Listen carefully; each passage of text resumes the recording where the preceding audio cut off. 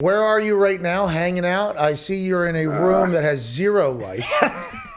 I'm up in Minnesota at home. So we got back home from New York yesterday. How was the trip to New York? It was pretty eventful from what I heard on the other side of the Twitterverse here. It was certainly more eventful than I thought it was going to be. You sign contracts and you have your routine like physical that, nothing really ever comes about from. And, I had the foot injury during the season that cost me to miss the last 4 games. And, I didn't need surgery at the time. It was something that was going to heal on its own. And, here I was the last 2 weeks, 3 weeks, running and training and doing everything completely normal. My foot didn't feel any different.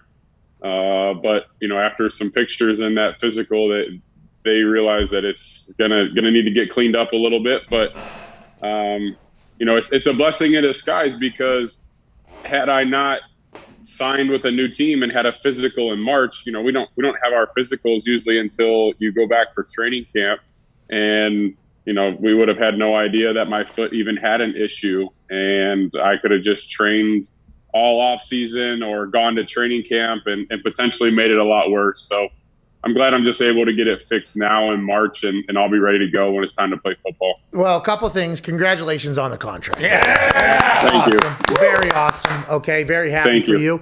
I think what the Giants are doing right now seems like they're going all in. I enjoy that a lot. Giants fans have to love it. You don't know this yet. You haven't got to experience it. But that division stinks, Kyle. You might have 70,000 yards next year. Can't wait to watch it. But you're right about that blessing in disguise thing, because I assume at this age, right, in the NFL, there are things that are sore on you, but you've had conversations with people that are like, you can't hurt it worse. It's going to hurt. You just keep it moving there. Now, Was there an actual conversation or a thought? Because publicly it was like, whoa, this deal, because of the physical, might fall through. Did it ever feel like that through the entire thing after the pictures were sent? Or were the Giants basically like, let's look at this a little bit more, but we feel pretty good about everything? No, the conversations were never, is the deal on and off the table. It was, do you have to have your foot fixed now or not? And, that was really the uncertainty, because, a joint in your foot is not like an ACL. If you throw an ACL MRI up there on the screen and the ACL's torn, you have to fix it. There are certain things that some people would say, yeah, I think you should fix that, or no, I think it'll be fine. You'll be okay. So it was more just the predictability of, do we fix this or not? And if so, like, we need to move forward and make that happen. So that was more the discussions. I went out to dinner with some of the Giants people on Tuesday night, and, never was I like, oh man, like, I'm not going to have a contract anymore. Okay. So yeah, we just pretty much spent all day Tuesday calling doctors and getting opinions, trying to figure out what to do. Okay, because outside looking in, it felt as if there was a chance. Now, it didn't feel like a big chance, but it was like, oh, hold on, this Kyle Rudolph Giants thing might not happen. It's nice to know that the Giants were never felt like that. Have you gotten a chance? I assume you said you went to dinner. Was Joe Judge involved in that? I've only seen Joe Judge recover a fumble in training camp in the mud. And then now, with the way that whole thing is going, what was the pitch basically for the Giants? Because a lot of free agents are signing there. They're re-signing their own guys. What was the conversation about what the Giants' future is going to look like, and why are you excited, aside from the cash? Hey. Aside from the cash, though, what is the thought of what the Giants are going to be, and what are they telling people that whenever they get in the building? Well, so I talked to Coach Joe Judge on the phone, really like right in the middle of the free agent process. And, I probably spent 25, 30 minutes just chatting with him, getting to know one another all the way back to, his high school sport days in Philly, where I grew up, his coaching path, and kind of what are his beliefs? How does he want to build this thing?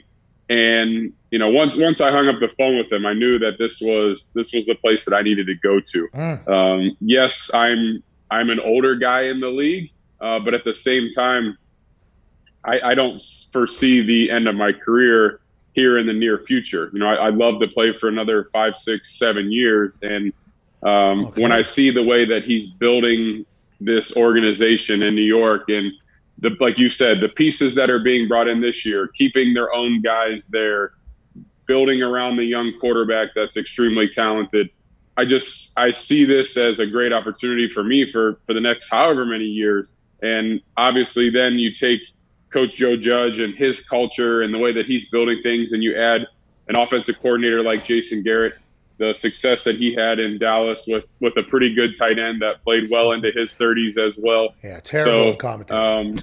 He knows how to use a tight end that's old and slow like myself. So I'm looking forward to being in that system. Hey, how about Jason Witten? People forgetting how damn good he was at football because of that 1 year run in Monday Night Football. Like that was, people forgot he had to get back out there. Like the Witten team was like, hey man, we got to gotta play another people year. forgot how good you were. He's unbelievable at football, and that offense was beautiful to watch, both with Tony and Dak. And then obviously when he went out to the Raiders there, 5, 6, 7 more years, I think is possible, especially now that he doesn't have that busted ass foot. Yeah. You know what I mean? That busted ass. That's why I got to fix it.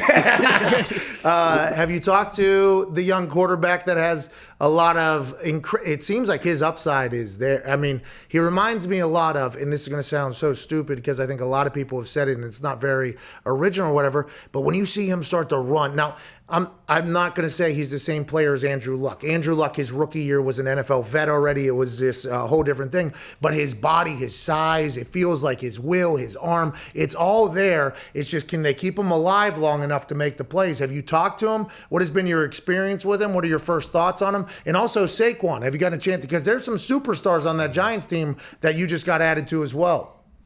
Absolutely. I got to talk to Daniel over the weekend, and first of all, I didn't realize how young he was. He's only 23 years old, and I just assumed he was a 4 or 5 year guy at Duke, and then obviously he's been in the league now, going on his third year. We went up 2 years ago and played against the Giants, and I remember watching him in that game and some of the throws that he made. I remember talking to some of our defensive guys like Everson Griffin, Harrison Smith. They were like, dude, this quarterback's got some juice to him. He's a stud. And then you watch him kind of over the last 2 years, and you said it, he's got all the intangibles to be an Andrew Luck type quarterback. Hopefully we put a bunch of pieces around him and we can take some of the pressure off of him, let him just go out there and play with confidence and let all those attributes and abilities take over.